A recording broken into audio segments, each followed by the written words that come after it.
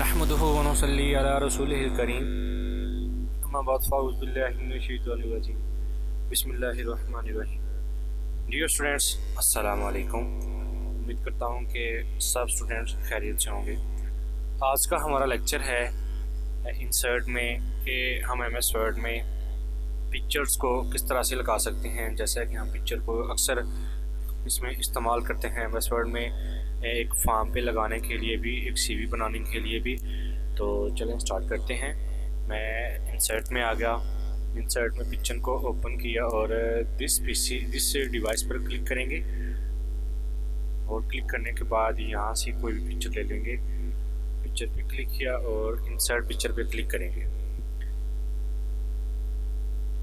Insert picture पे click करने के बाद यहाँ पे मेरे पास पिक्चर आ गई। तो ये है एंड पॉइंट पिक्चर के, यहाँ से आप पिक्चर को छोटा कर सकते हैं। मैं एंड पॉइंट से पकड़ के पिक्चर को थोड़ा छोटा कर लेता हूँ। आपने दरमियान सेंटर से पिक्चर को जो है सेंटर पॉइंट से पिक्चर को आगे पीछे नहीं करना। अगर करते हैं तो आपकी पिक्चर है सारी की सारी ख़राब हो जाएगी। और उसके बाद पिक्चर को आपने आगे पीछे करना है तो उसके लिए आप रैप टेक्स्ट पे जाएंगे। रैप टेक्स्ट पे जाने के बाद आप स्क्वायर पे क्लिक करेंगे।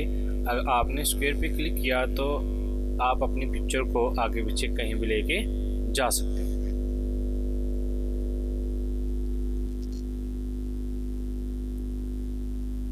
उसके बाद मेरे पास यहाँ पे ऑप्शन आ जाती है फॉर्मेट की।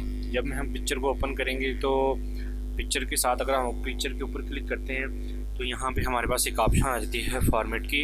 हम फॉर्मेट पहले भी ये पढ़ चुके हैं थोड़ा सा, इसमें काफ़ी चीज़ें। तो चलें हम मज़ीद पढ़ते हैं। यहाँ पे सबसे पहले हमारे पास ऑप्शन आ रही है रिमूव बैकग्राउंड की। अगर आपने पिक्चर के बैकग्राउंड को रिमूव करना है तो रिमूव बैकग्राउंड पर क्लिक करेंगे। मैंने रिमूव बैकग्राउंड पर क्लिक किया तो हमारे पास ये जो एरिया है ये कलरफुल हो गया। तो क्योंकि मैं सिर्फ अपना इतना एरिया जो है इसको सिर्फ कट करना चाहता हूँ, रिमूव करना चाहता हूँ, बाकी को नहीं करना चाहता। तो आप क्या करेंगे, रिमूव एरिया टू कीप पर क्लिक करेंगे और यहाँ पर आप लाइनें लगाएंगे। आपका उतना एरिया क्या हो जाएगा, वहाँ से वो रिमूव हो जाएगा।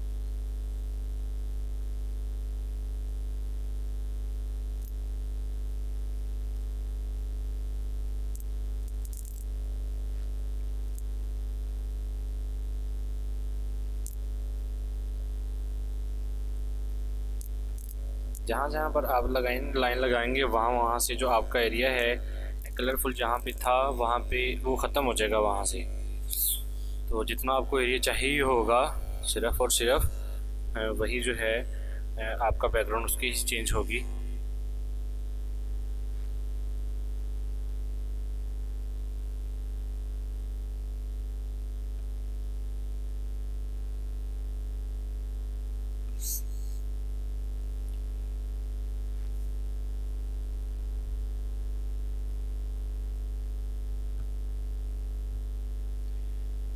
और इसके बाद हम करेंगे कीप चेंज पर क्लिक। तो स्टूडेंट्स ये देख रहे हैं कि हमारी जो बैकग्राउंड थी इसकी ख़त्म हो चुकी है। उसके बाद हमारे पास यहाँ पे आ जाती है करेक्शंस की ऑप्शन। तो मैं यहाँ पे क्लिक करता हूँ तो यहाँ से है हम अपनी तस्वीर की जो ब्राइटनेस है उसको बढ़ा भी सकते हैं और तस्वीर की ब्राइटनेस को कम भी कर सकते हैं। अगर मैं यहाँ पे क्लिक करता हूँ तो हमारी जो तस्वीर है वो ये देखें काफ़ी ज़्यादा इसकी ब्राइटनेस ज़्यादा हो गई है। उसके बाद अगर हम इसकी ब्राइटनेस कम करना चाहते हैं तो यहाँ पे ये देखें कि यहाँ से हम इसकी तस्वीर की ब्राइटनेस को कम भी कर सकते हैं, इनका कलर को भी चेंज कर सकते हैं ब्राइटनेस को। और उसके बाद हम आएंगे यहाँ पे कलर्स में। मैंने इसकी ब्राइटनेस पहले वाली रहने देता हूँ, ये वाली। और हम आ जाते हैं यहाँ पे कलर्स में। कलर्स में आने के बाद यहाँ पे डिफरेंट कलर्स हैं। आप अपनी पिक्चर को यहाँ से डिफरेंट कलर भी दे सकते हैं।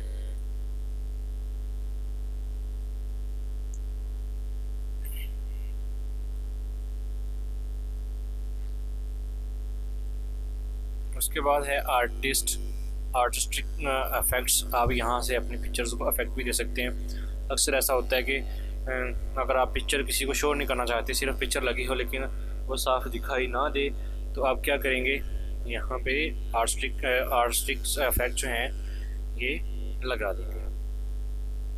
جیسے کہ بلر والا افیکٹ ہے, میں نے یہاں پہ وہ اپلائی کیا تو وہ اپلائی ہو جائے گا. اور اس کے بعد ہے یہاں پہ ایک کمپریس پکچر, آپ پکچر کو یہاں سے کمپریس کر سکتے ہیں. اور اس کے بعد ہمارے پاس یہاں پہ یہ آپشن ہے کہ آپ اپنی پکچر کو ریسیٹ کرنا چاہتے ہیں, جیسے پکچر پہلے تھی ویسی کی ویسی ہو جائے, تو ریسیٹ پکچر پہ کلک کریں گے تو ہماری جو پہلی والی پکچر تھی ویسی کی ویسی ہو گئی. پکچر کو میں تھوڑا بڑا کر لیتا ہوں. اس کے بعد ہمارے پاس آ جاتا ہے پکچر سٹائل. یہاں سے میں پکچر کا سٹائل چینج کر سکتا ہوں, جس کو ہم پکچرز کے فریم بھی کہتے ہیں. اس کے بعد یہاں سے ہم پکچر کے بارڈر کو یہاں سے کلر کر سکتے ہیں. پکچر کے بارڈر کو یہاں سے کلر کر سکتے ہیں. کلر کرنے کے بعد ہم یہاں سے پکچر بارڈر کی جو وڈتھ ہے بارڈر کی, اس کو کم بھی کر سکتے ہیں, اور پکچر کے بارڈر کی وڈتھ کو زیادہ بھی کر سکتے ہیں. اس کے بعد ہیں یہاں پہ ڈیشز. پکچرز کا جو ڈیشز ہیں ان کو ڈیشز میں کر سکتے ہیں. پکچر کا جو آؤٹ لائن ہے اس کو چینج یہاں سے کر سکتے ہیں. اور اس کے بعد ہمارے پاس یہاں ہے پکچرز کے افیکٹ. یہاں پہ ہم پکچر کو افیکٹ یہاں سے دے سکتے ہیں. اور اس کے بعد ہے شیڈو. پکچر کو یہاں سے ہم شیڈو بھی دے سکتے ہیں. یہ آپ دیکھ رہے ہیں اسٹوڈنٹ کہ یہاں پہ ہمارے جو شیڈو ہیں وہ چینج ہو رہے ہیں. اس کے بعد ہم ریفلیکشن بھی آ جاتے ہیں, تو یہاں پہ ہم اس کی ریفلیکشن کو بھی پکچر کی چینج کر سکتے ہیں. اور یہاں پہ آ جاتا ہے گلو, تو یہاں سے ہم اس کی گلو کو بھی چینج کر سکتے ہیں. اور اس کے بعد ہے سافٹ ایڈج. یہاں سے بھی اس کو ہم چینج کر سکتے ہیں. اور بیول پہ آ جاتا ہے. اور اس کے بعد ہمارے پاس ہے 3D روٹیشن. یہاں سے ہم اس کی 3D روٹیشن بھی کر سکتے ہیں اپنی پکچر کی. اور اس کے بعد ہم آ جاتے ہیں پکچر لے آؤٹ کے اوپر. ہم پکچر کا یہاں سے لے آؤٹ بھی چینج کر سکتے ہیں. یعنی کہ ہم نے پکچر کے ساتھ ٹیکسٹ لگانا ہے, اس کا ہم نے لے آؤٹ کو چینج کرنا ہے, تو یہاں سے ہم پکچر کا لے آؤٹ بھی چینج کر سکتے ہیں.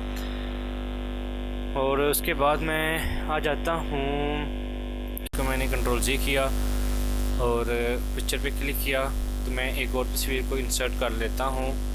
پہلے میں پکچر کو ریسیٹ کرتا ہوں اور ایک اور پکچر کو انسرٹ کرتا ہوں. انسرٹ میں جا کے پکچر پہ کلک کیا اور ڈس ڈیوائس پہ کلک کرتا ہوں, اور یہاں سے میں نے یہ والی پکچر کو کلک کیا اور انسرٹ کروں گا. انسرٹ پہ کلک کیا. آپ نے پکچر کو آگے پیچھے کرنا ہے تو پکچر کو سلیکٹ کریں گے. سلیکٹ کرنے کے بعد واپ ٹیکسٹ پہ جائیں گے, ریڈ ٹیکسٹ پہ, اور اس کو کریں گے اسکوئر.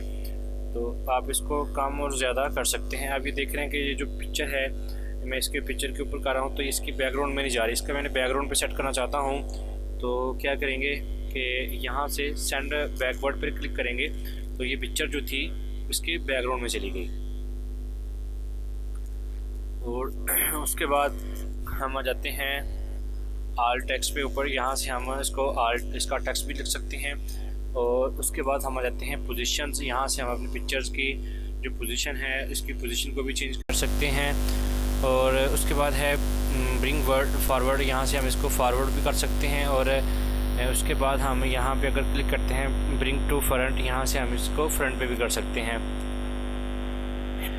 اور یہاں پہ ہمارے پاس آپشن آ گئی ہے سلیکشن پین. سلیکشن پین, یہاں سے ہم سلیکشن پین کا مطلب ہے کہ ہم اگر کسی پکچر کو ہائڈ کرنا چاہتے ہیں اور یہاں سے ہم پکچر کو ہائڈ کر سکتے ہیں. یہ جو آئیز ہے یہاں پہ آپ کلک کریں گے تو آپ کی وہ پکچر ہائڈ ہو جائے گی. پکچر نمبر 3 پہ اگر کلک کرتا ہوں تو یہاں پہ آپ کی جو پکچر ہے وہ ہائڈ ہو گئی ہے. اور اس کے بعد میں واپس آتا ہوں اور ہم آ جاتے ہیں. اگر میں ان دونوں پکچرز کو گروپنگ کرنا چاہتا ہوں, ان کو گروپ میں لکھنا چاہتا ہوں, تو میں کیا کروں گا کہ یہ دونوں کنٹرول پریس کر کے اور دونوں پکچر کو سلیکٹ کر لیتا ہوں. سلیکٹ کرنے کے بعد हमारे पास यहाँ पे फॉर्मेट की ऑप्शन आ गई है। फॉर्मेट पे आप आने के बाद यहाँ पे हम करेंगे ग्रुप पे क्लिक करने के बाद यहाँ पे करेंगे ग्रुप। तो अब हम अपनी तस्वीर को कहीं भी आगे पीछे लेकर जा सकते हैं और हम यहाँ से इसकी रोटेशंस को भी चेंज कर सकते हैं पिक्चर की।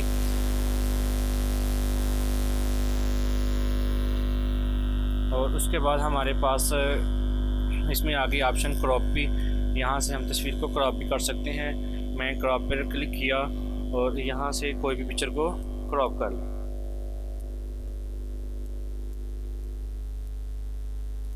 और उसके बाद आप क्रॉप भी आए और क्रॉप टू शेप, आप इसको जो क्रॉप किया होगा आप उसको शेप में भी कन्वर्ट कर सकते हैं। और उसके बाद यहाँ से आप पिक्चर की जो लंबाई है उसको बढ़ा सकते हैं, यहाँ से आप कम कर सकते हैं और यहाँ से जो विड्थ है खुद इसकी कम होती चली जाएगी। तो मेरे ख्याल से तमाम स्टूडेंट्स को पिक्चर को इंसर्ट करने का, पिक्चर को किस मकसद के लिए हम लगाते हैं, MS वर्ड में इस्तेमाल करते हैं, तो सब स्टूडेंट को समझ आई होगी। आज के लिए इतना ही है, मुझे इजाज़त दीजिए और अपना बहुत सारा ख्याल रखिए। अल्लाह हाफिज़।